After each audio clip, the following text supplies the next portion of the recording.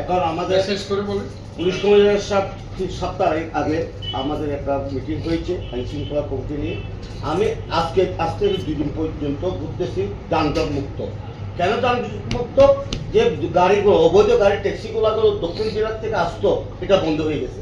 রিক্সাগুলো বন্ধ হয়ে গেছে। আপনি এখনো যাই দেখেন, এখানে কোনো যানজট নাই, মনে হচ্ছে হত্যা হচ্ছে। তো এখন আমি দেখে আসছি, দেখেন সুনীল ভাই আছেন, একমাত্র পুলিশ কমিশনের মিটিং করাতে ওখান থেকে অবৈধ ট্যাক্সিগুলো আসতেছে না, তারপর আসতেছে না, কি ট্যাক্সিগুলো আসতেছে না, সেই জন্য মুক্ত হয়েছে। আর আমরা অনুরোধ করবো যে টার্মিনালের কথা বলছেন, টার্মিনাল তো উপযুক্ত স্থান না।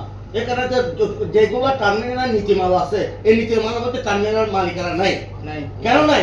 ওরা এখানে দেখো সম্পূর্ণ দোকান, সবগুলো গ্যাস করে দিচ্ছে। এখানে এটা গাড়ি রাখার জন্য কোনো জায়গা রাখেনি। তো যারা কমিটিতে আছে, আপনি ওদেরকে ডাইকে টার্মিনালকে সুন্দর করবেন, বদলা টার্মিনালটা যদি সুস্থ সুন্দরভাবে করেন, তাহলে ইনশাল্লাহ ঠিক হয়ে যাবে। আর আমাদের অনুরোধ করবো,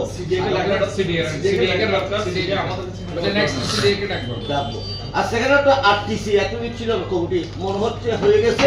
ইনশাল্লাহ আমাদেরকে লাগলে আমরা ভালো উপদেশ দিতে পারবো, ইনশাল্লাহ আমাদেরকে লাগবে। ধন্যবাদ সবাই।